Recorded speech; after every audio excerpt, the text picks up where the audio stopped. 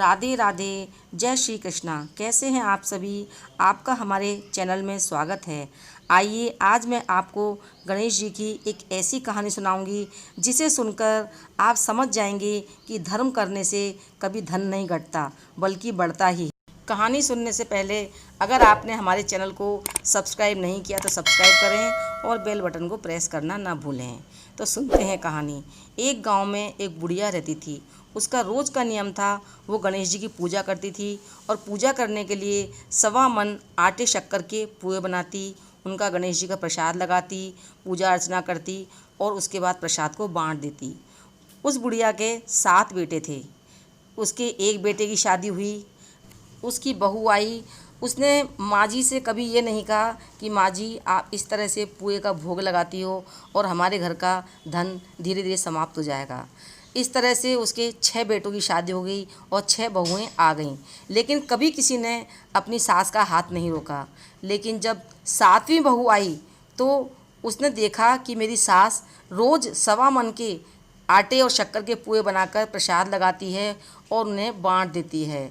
तो उसे बहुत बुरा लगा। उसने सोचा कि अगर इस तरह से हमारी सास प्रसाद बांटती रही तो हमारे घर का धन नष्ट हो जाएगा, धीरे धीरे समाप्त हो जाएगा। उसने अपनी जिठानियों से कहा कि आपने कभी माँ जी को रोका नहीं क्या। तो बहुएं बोली बड़ी कि नहीं, हमने कभी नहीं रोका और हमने देखा है कि हमारे घर में धन बढ़ रहा है, घट नहीं रहा। लेकिन बहू को ये बात बिल्कुल पसंद नहीं आई। उसने एक दिन अपनी सास से कहा कि माँ जी आप रोज़ रोज़ प्रसाद बांटती हो 1.25 मन पुए का, इस तरह से तो हमारे घर का धन धीरे धीरे समाप्त हो जाएगा, आप प्रसाद नहीं बांटेंगी। तब सास बोली कि बहू अगर मैं प्रसाद नहीं लगाऊंगी गणेश जी का तो फिर मैं खाना भी नहीं खाऊंगी, क्योंकि ये मेरा रोज़ का नियम है और मैं बहुत समय पहले से ये करती चली आ रही हूँ। बहू सास से झगड़ने लगी, लेकिन सास समझदार थी इसलिए चुप हो गई। अब बहू अपने पति से बोली कि देखो हमारी जो सासू माँ हैं वो रोज़ हमारी सासू माँ रोज़ 1.25 मन आटे और शक्कर के पुए बनाती हैं और गणेश जी का प्रसाद लगाकर बांट देती हैं। आपने किसी ने कभी उन्हें रोका नहीं, ऐसा करने से हमारे घर का धन समाप्त हो जाएगा। बेटे ने कहा कोई बात नहीं, हम बहुत समय से देखते चले आ रहे हैं, माँ इस तरह से ही प्रसाद लगाती है और बांटती है, इससे कोई फ़र्क नहीं पड़े। लेकिन बहू रोज़ रोज़ अपने पति से झगड़ने लगी। आखिर एक दिन पति भी इन हरकतों से तंग आ गया तो बोला ठीक है मैं कुछ करता हूँ। एक दिन उसने अपनी माँ से कहा कि चलो तुम्हें मामा के यहाँ छोड़ कर आता हूँ। सास खुश हो गई, वो चल दी। बेटा अपनी माँ को लेकर चल पड़ा। पहले साधन नहीं थे, पैदल ही जाया करते थे। माँ को लेकर वो चला। चलते चलते वो लोग काफ़ी दूर निकल गए। रास्ते में एक किसान का खेत पड़ा। वो उसने माँ को अपने को वहीं बिठा दिया। कहा माँ मैं अभी थोड़ी देर में आता हूँ, तुम यहीं बैठो। माँ वहाँ बैठ गई। उसे कुछ मालूम नहीं था, उसके मन में किसी तरह कोई भाव नहीं था। बेटा चला गया और अपने घर आ गया। इधर जब माँ बैठी रही और शाम हो गई, कोई लेने नहीं आया, तो वो किसान बोला माँ जी मैं आपको देख रहा हूँ, आप बहुत देर से यहाँ बैठी हुई है, शाम हो गई, अब तो आप अपने घर जाओ। वो बोली बेटा मेरा बेटा मुझे पीहर भेजने के बहाने लेकर आया था और मुझे यहाँ छोड़कर चला गया, अब मैं कहाँ जाऊँ, मुझे तो घर का रास्ता भी नहीं मालूम। तो वो बोला कि चलो माँ जी कोई बात नहीं, तुम मेरे घर चलो। उसने बुढ़िया ने कहा कि बेटा मैं तो चलूँगी तो सही तेरे साथ, लेकिन मेरा एक नियम है, मैं 1.25 मन आटे शक्कर के पुए बनाती हूँ और उसका प्रसाद गणेश जी को लगाती हूँ, तभी मैं भोजन करती हूँ। अगर तेरी बहू इस बात के लिए हाँ कर दे तो ही मैं तेरे साथ चलूँगी। किसान बोला ठीक है मैं घर जाता हूँ, अपनी पत्नी से पूछ कर आता हूँ।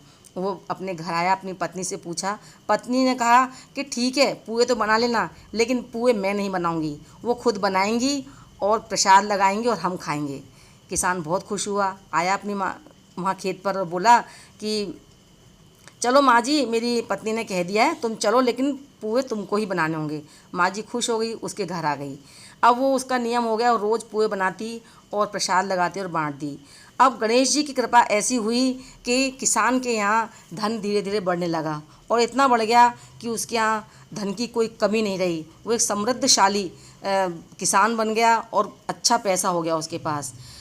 जब माँ उस घर से चली आई तो उधर उनके घर में खाने के लाले पड़ गए, धीरे धीरे पूरा धन समाप्त हो गया। ये स्थिति हो गई थी कि सुबह मिल जाए तो शाम को नहीं, शाम को मिल जाए तो सुबह नहीं। स्थिति ऐसी हो गई कि जहाँ उनके यहाँ बहुत सारे नौकर काम करते थे वहाँ उनको खुद काम करने की ज़रूरत पड़ गई।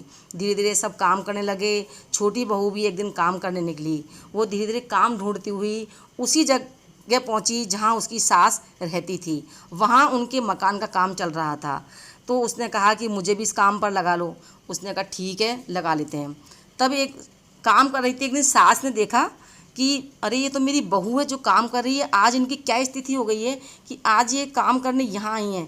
तब उसने बुढ़िया ने उस एक नौकर को भेजा और कहा इसको बुला कर लाओ। उसको बुला कर लाए कि तुम मेरे यहाँ काम करो, मेरे दासी बनकर रहो, मेरी सेवा करो, मैं तुम्हें अपने पास रखूँगी, तुम ये काम मत करो। वो उसको अपने पास रखने लगी। वो उसका सारा काम करने लगी, नहलाना धुलाना करना। एक दिन वो अपनी सास को नहला रही थी तो पीठ रगड़ रही थी, रगड़ते रगड़ते रोने लगी। उसकी आंखों से आंसू निकले और उसकी सास की पीठ पर गिरे। वो बोली कि अरे तू क्यों रो रही है?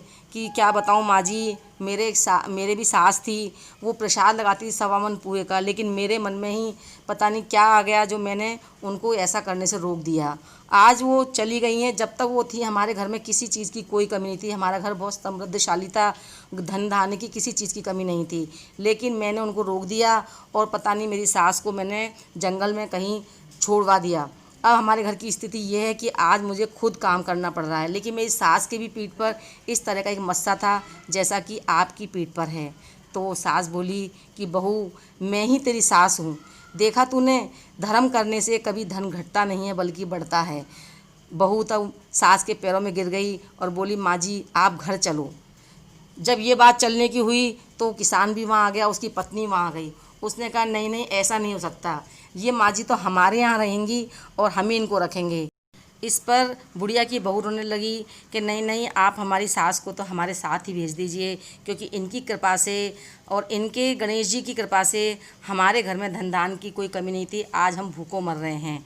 तब वो बुढ़िया ने भगवान से प्रार्थना की कि हे गणेश जी महाराज, अगर मैंने आपकी पूजा सच्चे मन से की है तो मुझ में से 2 बना दीजिए, ताकि एक स्वरूप अपने बेटों के पास चली जाए और एक मैं यहाँ किसान क्या रह जाऊँ, जिससे मेरी लाज बच जाए और दोनों का मान रह जाए।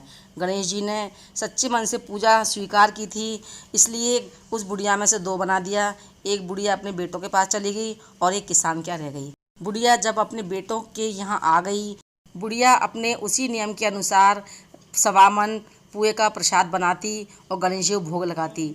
तो गणेश जी की कृपा से धीरे धीरे उनके घर में बहुत अधिक धन संपत्ति बढ़ गई। उनका घर खुशियों से भर गया। छोटी बहू भी समझ गई थी कि धर्म करने से धर्म घटता नहीं बल्कि बढ़ता है। तो आप लोग भी समझ गए होंगे। अब आपको ये कहानी कैसी लगी? अगर पसंद आए तो लाइक करें, शेयर करें। मिलते हैं